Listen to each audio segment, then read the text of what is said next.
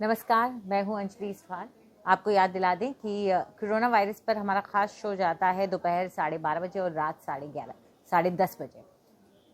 जो बात आज हम आपसे करना चाहते हैं वो सभी हम जानते हैं कि दिल्ली के अस्पतालों में ऑक्सीजन की कमी हो रही है, लेकिन ये कमी हो क्यों रही है? हमारे देश में 8,000 मीट्रिक टन से ज़्यादा ऑक्सीजन इस वक्त पैदा हो रही है, जो कि मेडिकल सप्लाईज के लिए यूज़ की जा रही है। फिर ऐसा क्यों है कि हमारे जो हॉस्पिटल्स हैं उनको ऑक्सीजन मिल नहीं पा रही? इसका बहुत सिंपल सा आंसर है और वो ये कि उन तक ये ऑक्सीजन पहुंच नहीं पा रही है, उसके ट्रांसपोर्टेशन में प्रॉब्लम आ रही है। हम आपको अगर आवंटन दिखाएं, यानी कि अलॉटमेंट दिखाएं कि किस राज्य को कितना मिल रहा है, तो उसमें महाराष्ट्र सबसे ऊपर है, जिसे 1661 मीट्रिक टन ऑक्सीजन दी जा रही है। यानी कि अगर आप टोटल नंबर देखें तो 8,137 मीट्रिक टन का प्रोडक्शन हो रहा है, जिसमें से करीब 6,822 यानी कि 8,000 बन रहा है, 6,000 से ऊपर लगभग 7,000 20 राज्यों के बीच में बांटा जा रहा है और कोशिश ये की जा रही है कि किसी को भी ऑक्सीजन की कमी ना हो। लेकिन ये ऑक्सीजन पहुंचने में दिक्कत आ रही है।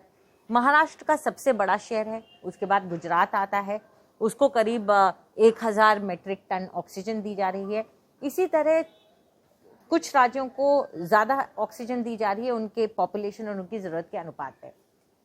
दिल्ली जो है उसकी ऑक्सीजन की ज़रूरत बढ़ी थी, तो उसे केंद्र सरकार की तरफ से अलॉटमेंट को बढ़ा दिया गया, 480 मीट्रिक टन उसकी अलॉटमेंट को कर दिया गया। लेकिन उस 480 मीट्रिक टन से करीब 100 मीट्रिक टन जो है वो आता है बंगाल और उड़ीसा से, और वहाँ से उनका दिल्ली के अस्पतालों तक पहुँचना ये एक लंबा सफ़र है, इसमें वक्त लगता है। यही वजह है कि दिल्ली के अस्पतालों में सुबह अगर पहुँचती है ऑक्सीजन तो इतनी होती भी नहीं है कि वो शाम से ज़्यादा तक चल पाए, और शाम को फिर से SOS आना शुरू हो जाता है कि हमारी ऑक्सीजन ख़त्म हो रही है। अब आप ये सोचिए कि अगर आप बंगाल और उड़ीसा से ऑक्सीजन भेज रहे हैं तो उसके क्या तरीके हमारे पास रह जाते हैं। आपको ये समझना होगा, अगर हम बाई रोड देखें तो कम से कम 1500 किलोमीटर का इनके बीच में डिस्टेंस है। यानी कि आप बंगाल या उड़ीसा दोनों को ही देख लें तो दिल्ली से कम 1500 किलोमीटर दूर है, इससे ज़्यादा ही है। और जब आना हो ऐसे हाईली इन्फ्लेमेबल प्रोडक्ट के साथ तो उसको लाना भी आसान नहीं है।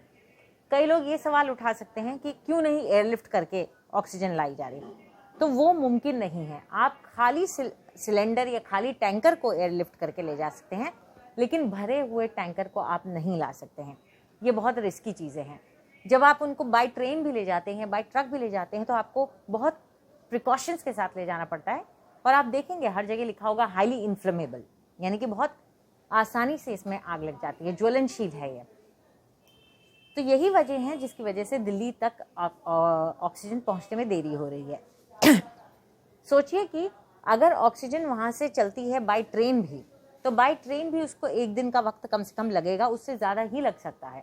तो ऐसे में एक तरफ रेलवे ये दावा कर रही है कि अभी तक दिल्ली सरकार की तरफ से उससे कहा नहीं गया कि उसको ऑक्सीजन की ज़रूरत है और वो ऑक्सीजन एक्सप्रेस के ज़रिए उस ऑक्सीजन को पहुँचाएँ।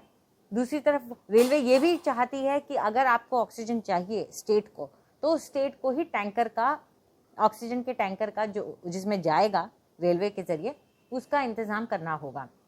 ये भी एक बड़ा चैलेंज है। तो राज्यों के लिए इस वक्त खास तौर पे दिल्ली जैसे छोटे राज्य के लिए बहुत बड़ी चुनौती हो जाती है कि वो इन सब बातों का ख्याल रखे और फिर अपने लिए ऑक्सीजन का इंतज़ाम करे।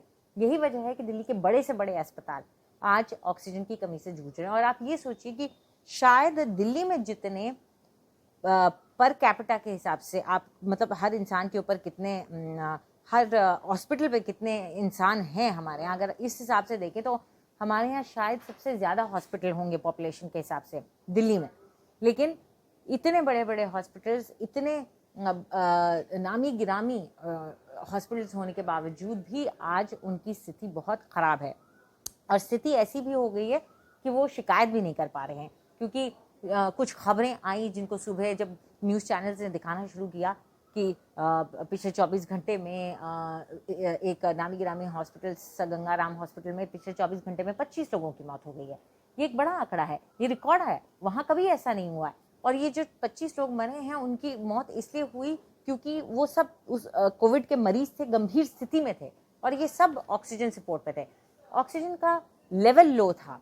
ऐसे में आप भले ही ये नहीं कह सकते कि ऑक्सीजन ने उनकी शॉर्टेज ने उनकी जान ली है, लेकिन कहीं ना कहीं एक कंट्रीब्यूटिंग फैक्टर है, क्योंकि उनका हॉस्पिटल का प्रशासन भले ही ये कह रहा हो कि नहीं ऑक्सीजन की कमी की वजह से नहीं जान गई, लेकिन ऑक्सीजन का लेवल लो था, ये वो भी मान रहे हैं और साथ में वहां पे जो उन लोगों के रिश्तेदार हैं वो भी कह रहे हैं।